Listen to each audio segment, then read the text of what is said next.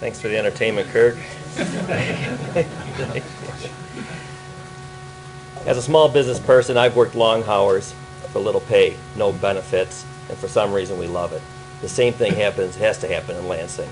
A few of the gentlemen have brought up some points. I believe that the state employee benefit package needs to be taken a hard look at. They have a benefit package that is unequal to anything in the private sector. That has to match the private sector. At a time when we're losing jobs and businesses are going out of businesses, state employees getting raises is absolutely just absurd. I also think that the state representatives and state senate, by serving a full 2 terms or 3 terms as the Senate does, 3 terms for state rep, 2 terms for state senate, they're eligible for full-time, lifetime benefits. No one can give me an example that happens in the private sector by working 6 years or 8 years. That has to be looked at. As far as the schools and school districts, 1970, we had 500 districts. We still have 500. We need to cut everywhere. Thank you.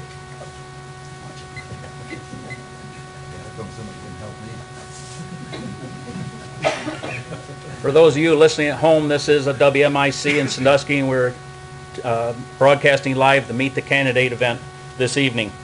We'll go on to our state senate candidates. Once again, I'll read the question once more for them. It says the only employment sector of the state economy is state government employment, and it seems to grow out in spite of anything else. What is the solution to the bloated state government? First, we'll ask Mr. Jeff Mays.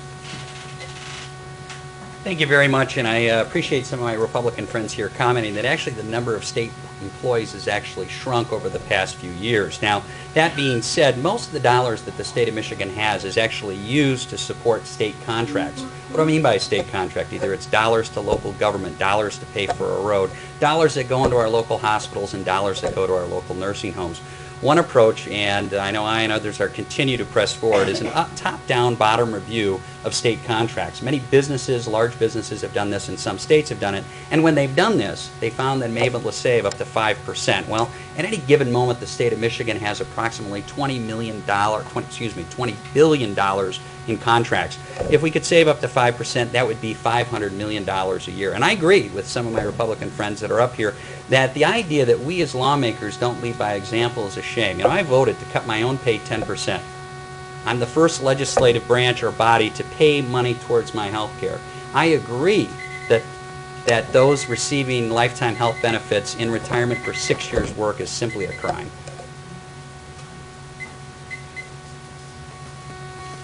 Next, we'll hear from Mike Green. The truth is, folks, liberal Lansing has failed. For the last 8 years, they have trouble balancing a budget every year.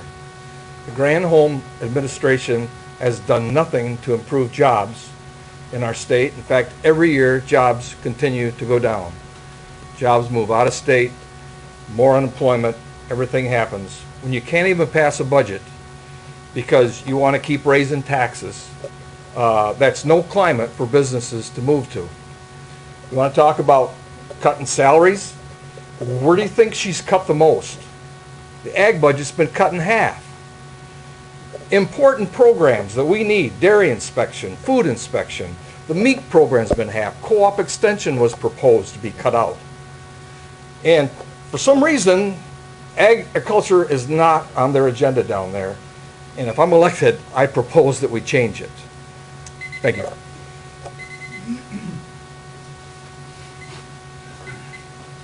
Next, we'll hear from Mr. Paul Mezzo.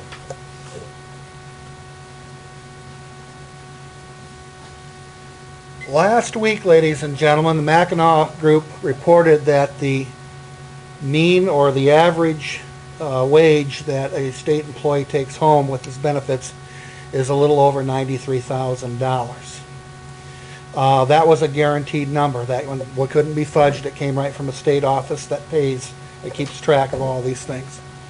Now, they couldn't put a real number on what your average private citizen makes or what people across the gambit here in Michigan make, but I can tell you what, it's well below $50,000. What this tells you is that our legislators can go there and work for nothing because there's like 215, I believe. So if there's 250 or 230, I've just lost track of the number at this moment. Right now, if you took all their wages away, it wouldn't make a drop in the bucket. It is the premise that people that work for the government are making more money than they deserve in terms of how our economy is. And that's quite simply how it is.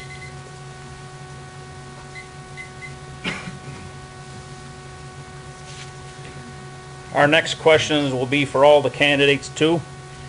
This one talks in part it has to do with the legislature. In Michigan, we've lost about 1 million people in the state. Do we need as many legislators or senators, or do we need to have a full-time or part-time legislature? So with that, I'd ask Mr. Paul Muxel to come forward.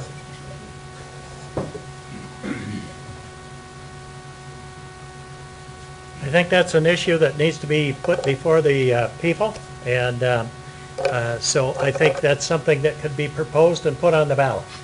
I would say this.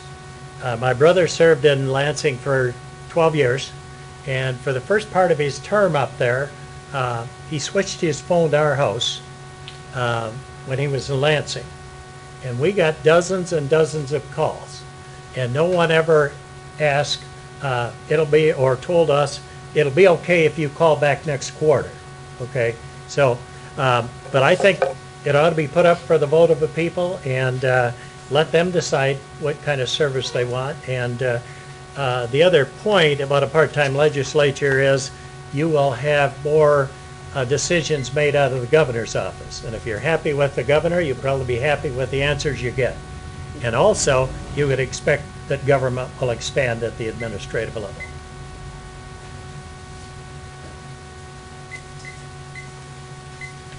Next, we'll hear from Mr. John Hoffman. Well, we'll come to the first disagreement for the night. I think we should have the same term limits that we have, and the reason I think we ought to keep term limits, they could go up a little bit, but I think we need to keep term limits is, but people get so comfortable in their jobs over there, and they're so happy working over there, and then they're going to change and go to the Senate and make a lifetime career out of it and collect their benefits. They get comfortable working with the lobbyists and the PACs. If you just look around and follow the money trail, you can follow the votes in Lansing. When we had this sales, the sales tax fiasco in 2008, they passed that increased sales tax on goods and on services, and then it was rescinded later, and they put on the Michigan surtax. All you had to do was follow the money trail to watch the vote change each time, as who got taxed and who didn't get taxed. Ski lift operators didn't get taxed. Golf courses did, and then it would change back and forth. So we need to get rid of that part of the legislature. Thank you.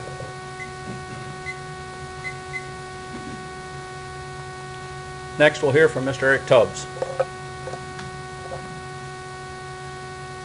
Well, the number of legislators is a constitutional question, so it would have to be a constitutional amendment to change that, and as would a part-time legislature. The part-time legislature is kind of an ambiguous term because there's only 12 full-time legislatures in the country. The rest of them are various amounts of time.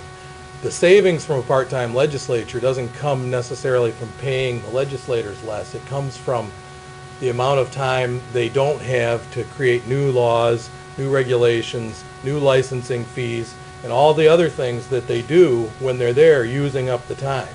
So from that point of view, I'm all in favor of a part-time legislature.